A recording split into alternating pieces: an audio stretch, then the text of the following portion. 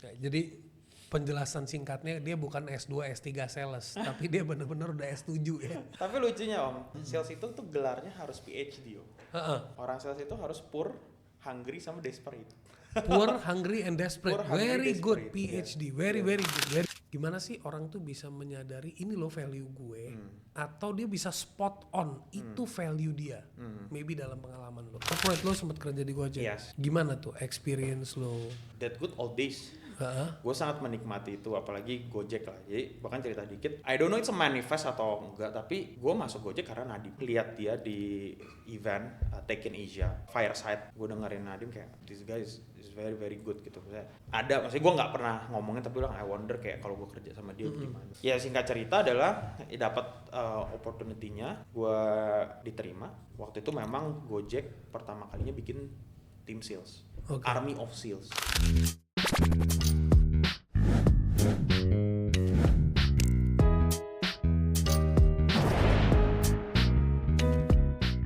Welcome back Big Thinkers. Hari ini gue kedatangan sahabat gue Evan Sebastian, dan kebetulan hari ini adalah episode ke-15 dan 15 adalah salah satu angka hoki beliau untuk hari ini. Should be. Untuk hari ini. Ya. He is the founder of timjuarasales.com and julukannya adalah Street Smart Salesperson. Dia juga co-founder dari Garis Temu dan banyak pengalaman. Salah satunya dia pernah menjadi profesional di Gojek. Yes. Which department? GoFood, GoPay.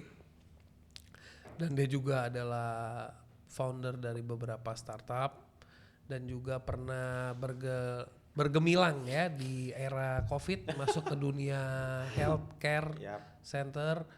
Jadi hari ini kita pengen dengar dari sosok Evan yang sangat muda dan penuh dengan perjuangannya dia, belief systemnya dia yang sangat kuat. Buat teman-teman yang nonton, kenapa gue undang dia? Karena menurut gue ini menjadi satu inspirasi. Kita kalau dengar cuman orang sukses yang ngomong itu udah sering, tapi kalau kita dengar dari growing person yang sudah melewati ups and downs tapi masih struggling, juga masih striving, tapi juga punya spirit untuk grow, nah ini menjadi satu inspiration yang berbeda. Hai Evan. Hi. How are you? Hi Om. Well, I was good. I'm Gimana? good, healthy, Healthy. wealthy. Bro, cerita sedikit bro. Okay. Kok bisa lu come up with street smart salesperson? Dari mana? Apa yang membuat lu dijuluki seperti itu?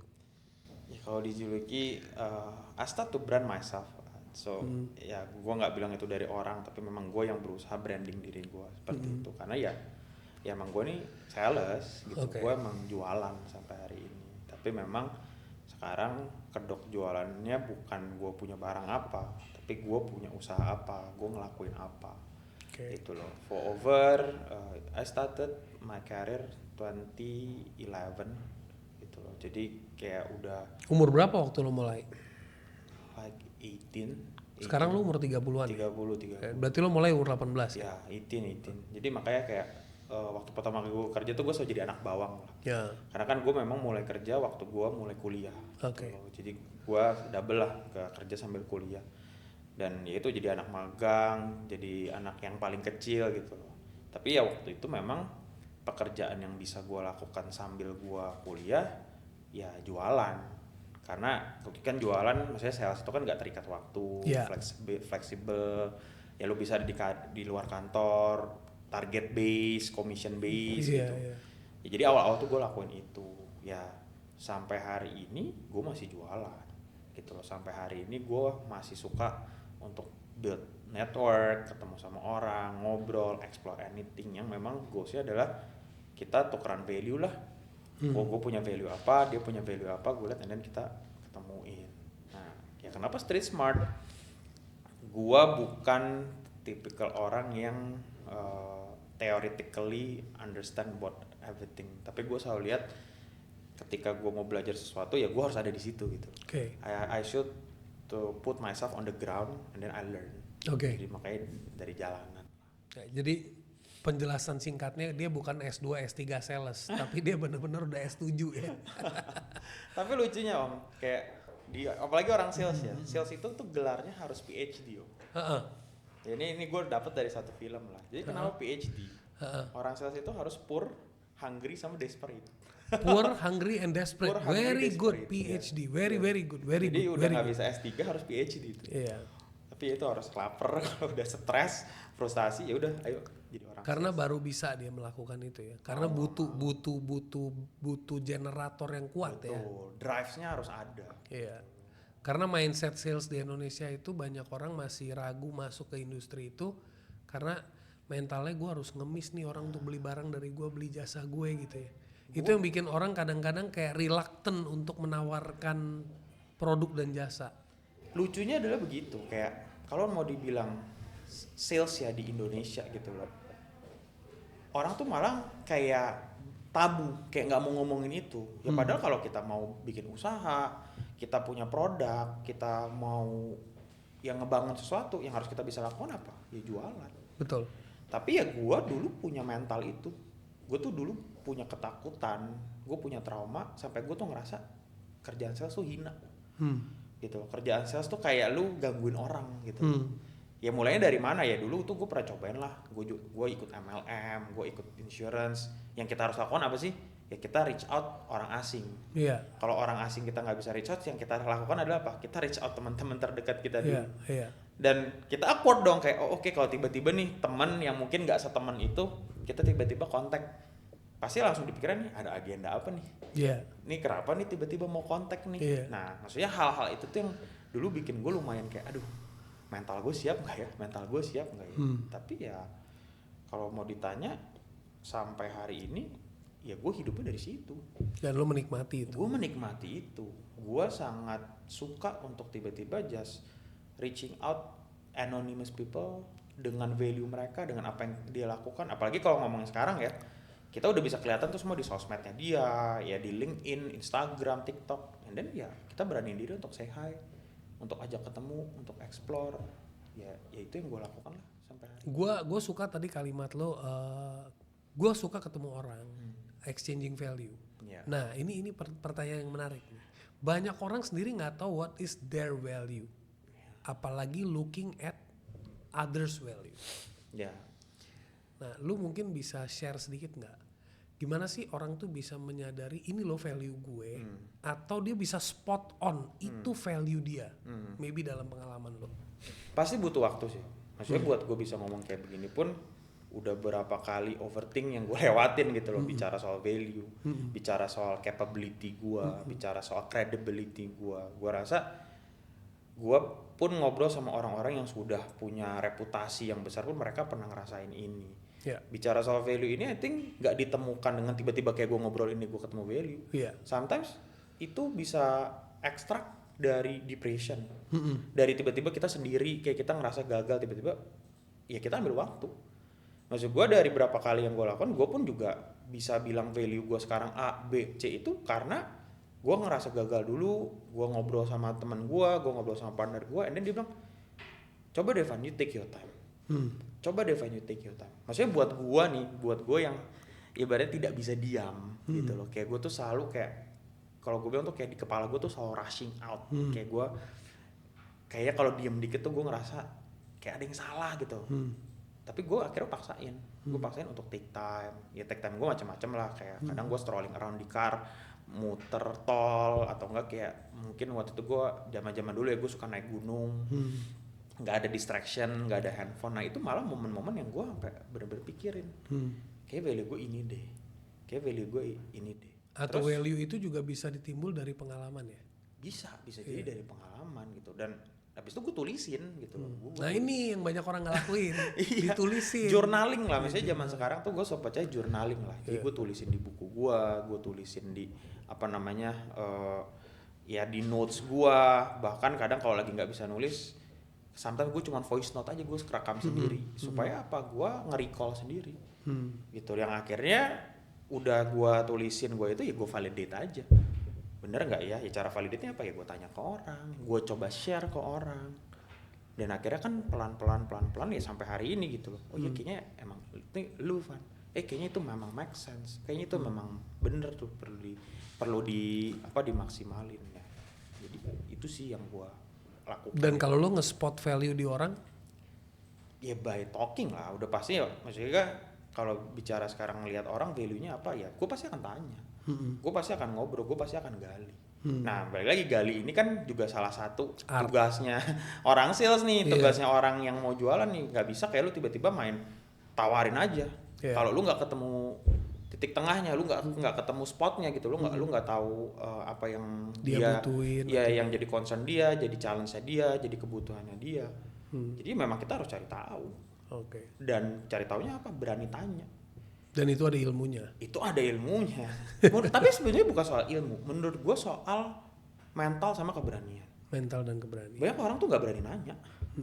Gitu ya, kalau gue ngerasa gitu, ketika gue pernah ikut event ataupun gue bawain event, ada yang mau nanya nggak? Jarang banget. Iya. Apa ya? Gue tuh ngerasa orang tuh kayak gitu, kayak ketika mereka nanya kan mereka dilihat gitu, di spot on.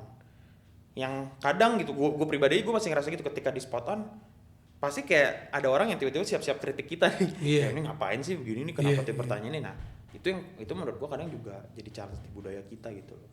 Tapi gue dulu zaman jadi public speaking itu, gue udah stop tuh, ada pertanyaan gue udah stop. Ada yang mau dijawab gitu.